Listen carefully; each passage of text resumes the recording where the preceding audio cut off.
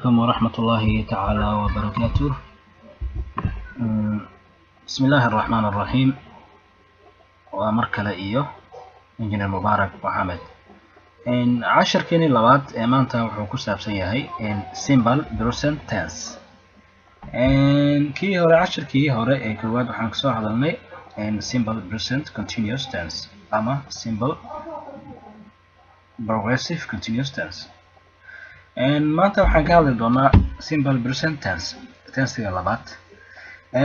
Simple present tense is used for an action which takes place or happens every day.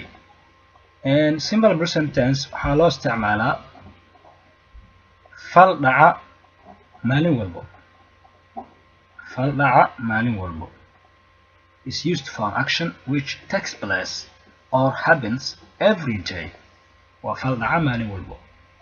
present tense waxaa loo isticmaalaa fal maalin walbo dhaca every day maalin walbo.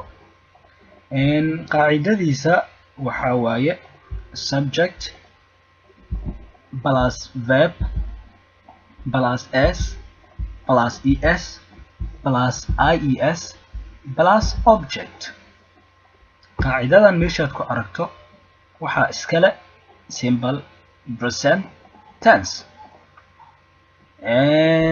Simple present tense markii laga hadlayo I, we, you, they waxay qaadanayaan do.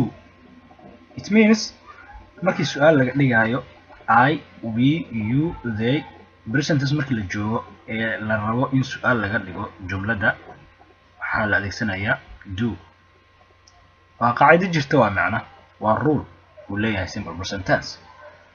He, she, it saddexdaana meeshaad ku aragto ayagana waxay qaadanayaan does. Do iyo does meeshaad ku aragto waxaa waaye waxaa laga hadlayaa markaas simple present tense. Okay, tusaalaha aan sii gudagalno marka examples. Statement markay tahay jumlad caadi ah markay tahay ee la joogo simple present tense. Okay, I go to school. I go to school. aniga waxaan aadaa school. taasoo macnaheeda ah iskuulka waxaan aadaa maalin walbo. I go to school every day. macnaha waxaa ku qarsoon meeshan iskuulka inaad aadid maalin walbo. I go to school. I was subject. Go was verb. To was aska preposition and school na object here. Okay, I go to school. aniga waxaan aadaa iskuulka maalin walbo. I go to school. aniga waxaan aadaa iskuulka. inta waxaa ku qarsoon marka oo hidden ah every day. macnaha iskuulka inaad aadid maalin walbo. Okay, he goes to school. He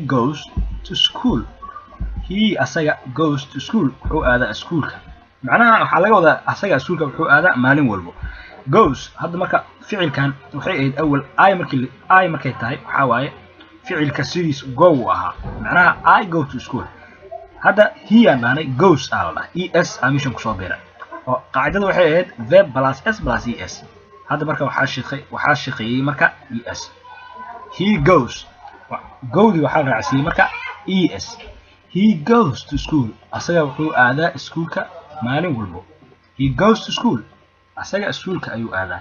That means maalin walbo ayuu aadaa. marka go ficilka asal wuxuu ahaa go. marka he goes to school ay noqonaysa. macnaha maahan he go to school ma dhihi kartid. sharciga waxaa waaye marka waxay noqonaysaa marka he goes to school.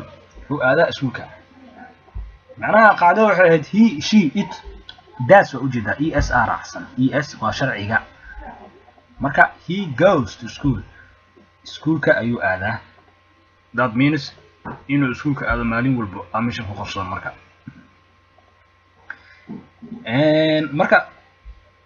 markii la joogo simple present tense waxaa jiro ha ku wareerin verbka. hadda go waa verb.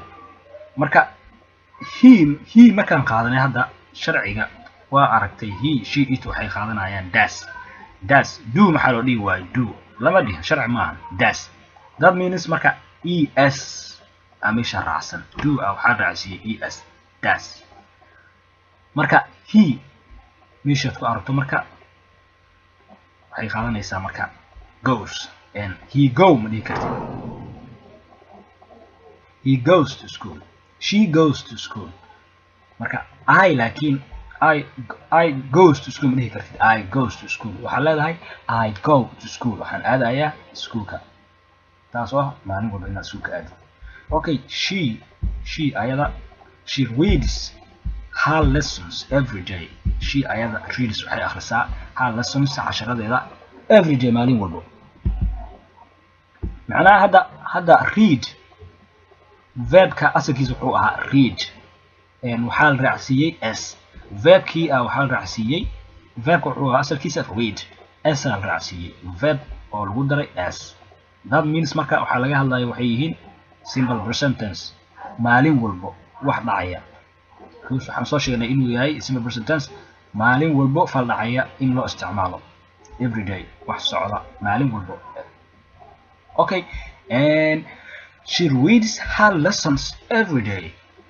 she reads her lessons every day waxay akhrisaa ayada casharadeeda maalin walbo. ma dhihi kartid she read her lessons haddaa dhahdid sharciga simple present tense sharcigiisa waa gudubtay khalla imaana. marka waxaa leedahay marka she read haddaa dhahdid macnaha she read haddaa dhahdid ficilka isbedelay macnaha isbedelay. she read her lessons.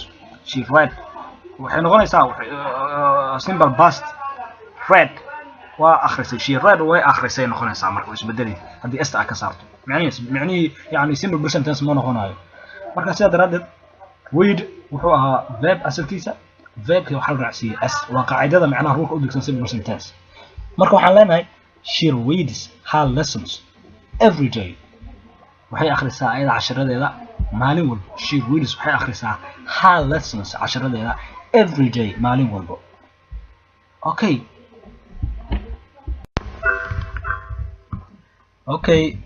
aan fiirino markii laga dhigayo su-aal.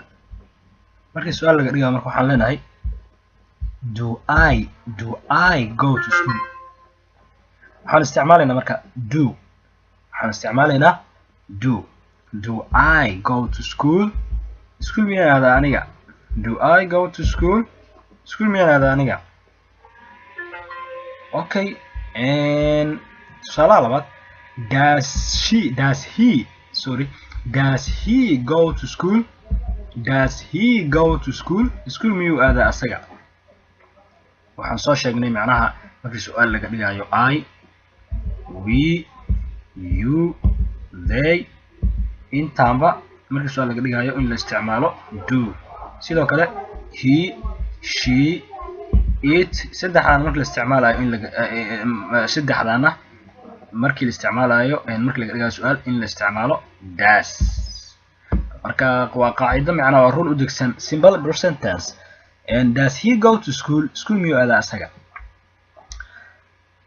does she read her lessons every day. casharadeeda miyay akhrisataa maalin walbo.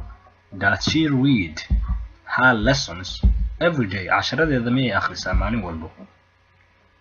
casharadeeda miyay akhrisataa maalin walbo. read waxay ahayd markii statement ay tahay waxay ahayd reads esaa raacsanayd laakiin hadda st waa laga saaray. verbka asalkiisaan soo celinaynaa markii laga dhigayo question markii laga dhigayo. aragna markii laga dhigayo negative markii laga dhigayo waxaa la isticmaalayaa don't ama do not. marka ha ku wareerin don't waa do not oo lasoo gaabiyey wax kale ma aha. okay marka I don't go to school. school ma aado aniga. I don't go to school. I do not go to school iyo I don't go to school haddaa dhahdid waa isku mid just the same. he doesn't go to school. asaga school ma aado ama he does not go to school. marka akhyaari aniga hadda waxaan rabaa kaliya inaan indhaha idin furo. haddaad rabtiin inaad baratiin baarkan oo sii faahfaahsan waxaa raadsanaysiin buwaagtiisa alfahmin umalaynaya. Okay, she doesn't read her lessons every day. casharadeeda ma akhrisato ayada maalin walba. She doesn't read ama she does not read ma akhriso her lessons casharadeeda every day maalin walba. I hope in la fahmay. fadlan ha iloowin inaad channelka subscribe garayso si aad ula socoto casharada soo socda ee taxanaha insha Allah. Wassalaamu calaykum waraxmatullaahi wabarakaatuh. waa inoo casharka kale.